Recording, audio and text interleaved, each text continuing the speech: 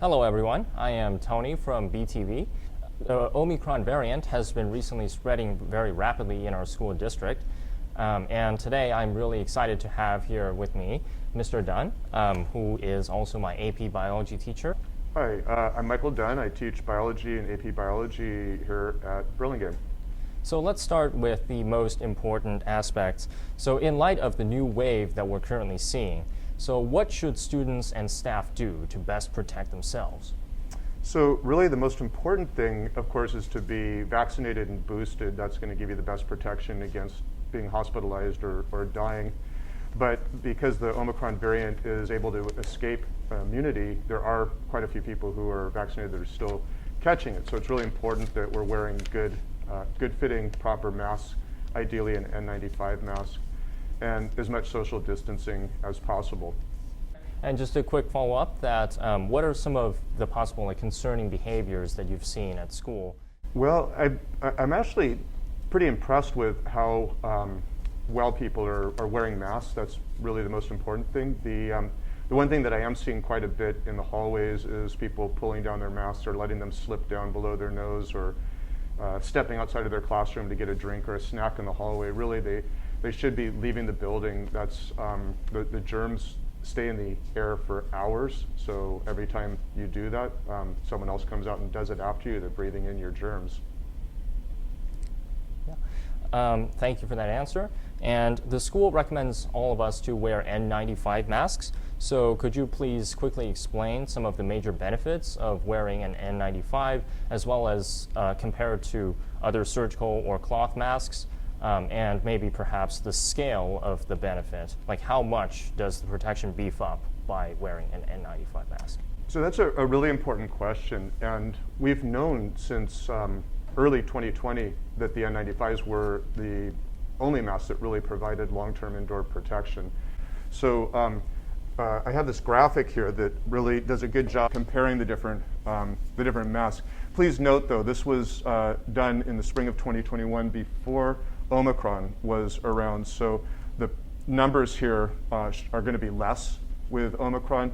But you can see if you're wearing a cloth mask and someone else is wearing a cloth mask and you're in the room together, before Omicron you had less than 30 minutes of protection. And with Omicron, it's going to be even less than that. If you're wearing a surgical mask and someone else is in the room with a cloth mask, you have had only 40 minutes of protection with Delta, and even less with Omicron. And we're in the classroom for a minimum of 50 minutes on Mondays and 90 minutes on other days. So really the N95 is the only thing that's giving you the kind of protection you need. In fact, if everyone's wearing an N95, you can spend 25 hours indoors with them and be pretty safe. Now, the reasons for that are that the N95s have very, very small pores, so they do not let the germs come in or go out. And they're really tight-fitting under the eyes and around the cheeks, so you're not having germs get in around them. One of the problems with the surgical masks, which also have very small pore size, is that they tend to be baggy under here and around here. And you've probably noticed this when you've seen people wearing them. That means that germs can get in, it means germs can get out. The cloth masks are terrible because the size of the pores between the fabric are so big that germs can get right through the fabric itself. On a quick note, that some people have been talking about like double masking. Do you personally recommend double masking at all? So if you're wearing an N95, you shouldn't need it. Like the graphic shows, it gives you a lot of protection on its own. I have been double masking all year. It's probably overkill, but it helps me relieve some of my anxiety, and I think that that's important too. Things that we can do that help us just feel a little bit calmer when we're dealing with something that's as serious as a pandemic. So, plus, you know, I'm in the classroom for hours at a time. The students get outside a lot more than I do, so I don't know whether it's helping physically, but mentally it helps. Yeah. And I noticed that you've recently been checking out like a lot of COVID resources. What are some of the COVID resources that you would recommend for our audience? COVID Act Now website provides really good real-time data on infection rates and the number of people that are coming in positive, and they break it down by county and by state, and you can also see data on how much the hospitals and ICUs are filling up. There's the CAT website, which is just for California, and they do modeling of projections of how they think the hospitals will be filled up in 2 to 4 weeks. And that's a pretty good indication of how serious the pandemic is in a particular region.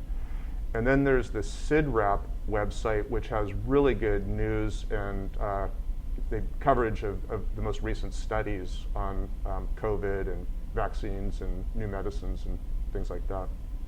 We'll make sure that we make these resources available in the description so the audience can easily access that. And so I just want to briefly get into this topic that recently there have been a lot of debates around whether schools should stay open or not, especially after coming back from winter break. I'm curious about your thoughts on this. After coming back from the winter break, do you think the benefits of in-person instruction really outweighs the cost? So it's a complicated and controversial topic. I don't think you'll meet a teacher anywhere who would say that remote learning is better or even as good. We all know that it's much more effective and it's more enjoyable to do teaching in person. And as a science teacher, I can't do real labs with my students at home, or it's much harder to. So yeah, there's a lot of reasons why we want to be here in person. And we know that kids who are fully vaccinated tend to have pretty good outcomes even when they do catch it.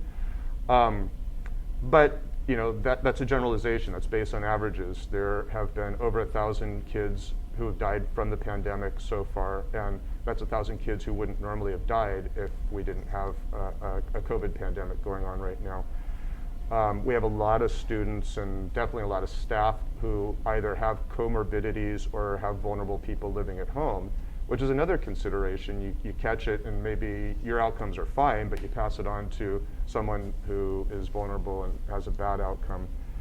And then of course there is the bigger community to think about, and that's where these projections like they show on the CalCat website are really useful, because if it looks like the hospitalization rate in San Mateo is going to skyrocket past their capacity, then there's really a significant need to close the schools and close non-essential businesses to drive down infection rates so that we don't overwhelm the hospitals, because what we really don't want to have is people dying who could have been treated and saved simply because there's not enough hospital beds or nurses and doctors available. All right, yeah. Thank you for sharing that. And finally, one thing about being an AP biology student is that every day you get to get in touch with a lot of alien vocabulary, and it makes you realize that a lot of times what you know versus what you don't know versus what you don't know, and that aspect sort of really gets me excited every day to start my learning. And so I'm curious if you are optimistic about the future despite this new wave that has sort of impacted the community. Yeah, believe it or not, I actually am optimistic. All pandemics end, and this one will end too. And we may actually be at the beginning of the end. I mean, one of the things that needs to happen in order for COVID to go from being pandemic to being endemic is we need a strain that is relatively common but also relatively benign.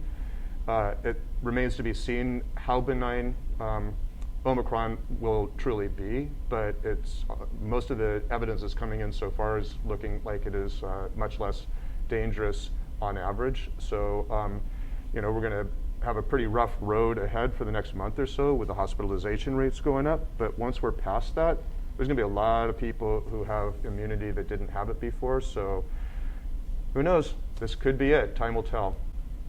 All right. Yeah. So that marks the end of the interview. So I just want to thank Mr. Dunn for coming and joining today with me. And I hope that is some positive information and useful information for you to start your day. Stay healthy, stay positive. See you next time. Thank you.